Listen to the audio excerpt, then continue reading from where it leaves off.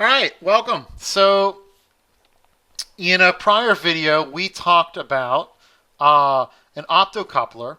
Now, we also now want to talk about another circuit, and that's very similar in the Monkey Do, the Freedom Atom, that is an SSR. It's called a solid state relay. Now, the solid state relay, you can see the part number here. What it really is, the part number is an optocoupled Triac. All right. So it kind of works just like the other optocoupler, but instead of a BJT, a transistor, we have a Triac. Okay, there I just popped up for you. So I just drew the Triac symbol. And a Triac is used in AC power control circuits, especially high power circuits, because they're really useful for, and really simple for controlling AC loads. Now here's a couple key features of a Triac, is that it is a bidirectional device, meaning current can flow in both directions throughout a Triac, which is important for AC power control. Now, here is the key, is that whenever you have a trigger from your gate signal, I'll draw it like this, the Triac will turn on, and then it'll allow bidirectional current. All right, and so let me just draw. So let's say we have a voltage coming in, and I'll draw the current here in green. I'm going to draw it slightly out of phase. Now, once we're triggered, and let me draw my gate signal. Let's say we trigger like this, and we start the current here in green. The Triac stays on until our gate signal goes away, all right, and we have to go through a zero cross. We have to go below what's called the holding current, or else it'll stay on. Now, the Triac in this SSR is opto-controlled. So the discussion we had before on regular optocouplers still applies. Instead of being a BJT, it's a Triac. So we can inject a current here to turn on this LED and essentially to give me this gate signal. So as long as that gate signal's on, we're going to get bidirectional current flow. Remember, this is AC, so it's bidirectional. We can turn the gate signal off, and as soon as our current drops below the holding current, we'll turn off. Now, let me bring up the data sheet for this device. So here we are. Now, one thing this mentions, this is what's called a zero cross type, 16 amp zero cross type. So this has an important feature. And that important feature is that whenever you go to trigger this device on, it won't actually turn on, like let's do it right here. Let's say in blue, we trigger it on here. It'll wait for a zero voltage cross before it'll actually turn on.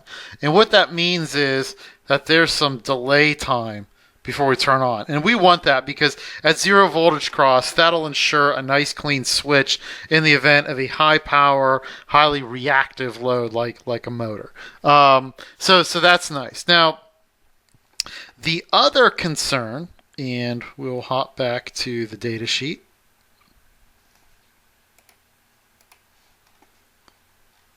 And they'll give you a picture here, is that there's a decent discussion not only of heat sinking and keeping it within the desired operating range, is that they talk about what's called a Snubber Circuit. Let me see if I can find it here.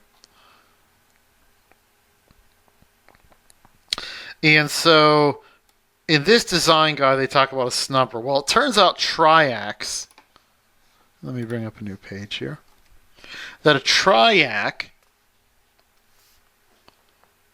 from here across here, if we have a significant dVdt, a rate of change here due to like some inductive spike coming in, we can actually kick this Triac on. And so the snubbers are designed to kind of soak that up. All right? So that's pretty important. Now, the next thing I want to do is talk a little bit about how we actually hook this up. Now, I want to give you a black box warning. And that's this. We can have the potential to hurt yourself, or in the unlikely event of death, is to kill yourself if you don't understand how you're hooking up, you don't have adequate protection. So myself, Freescale, no one is responsible for you hurting yourself at this point. You have been warned.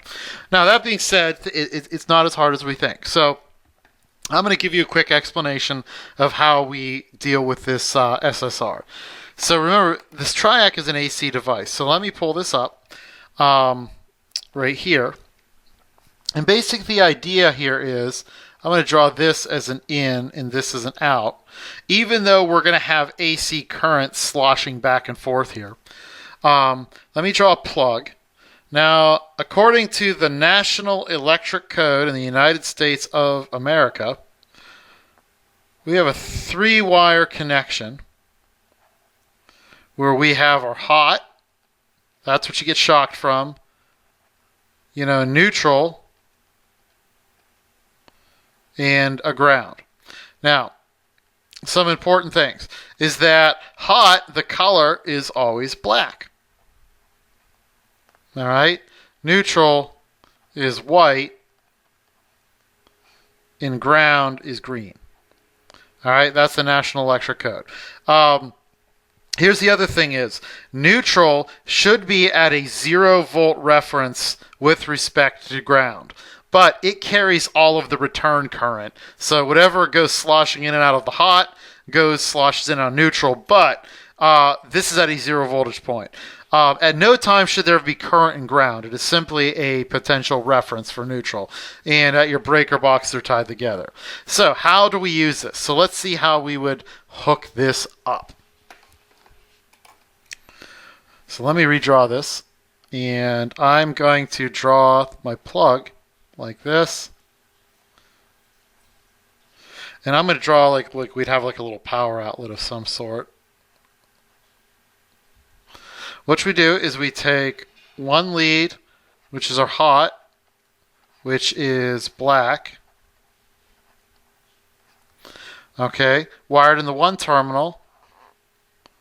Then this goes to the hot, which is black. All right. So the idea here is we are trying to switch the hot side. And so we can plug this into the wall, and this goes to our load. Now the other two,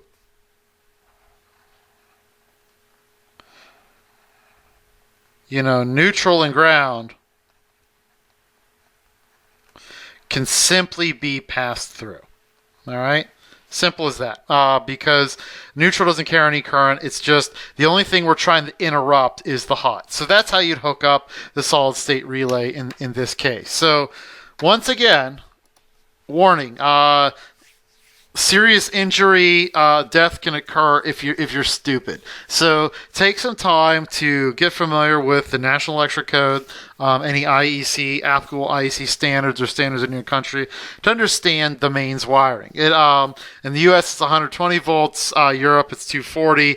That'll hurt. So pay attention, but it's not that hard, and then you can have some fun. So I hope this was a useful tutorial on the solid state relay. Post any questions, comments, concerns you may have, and I'll talk to you later.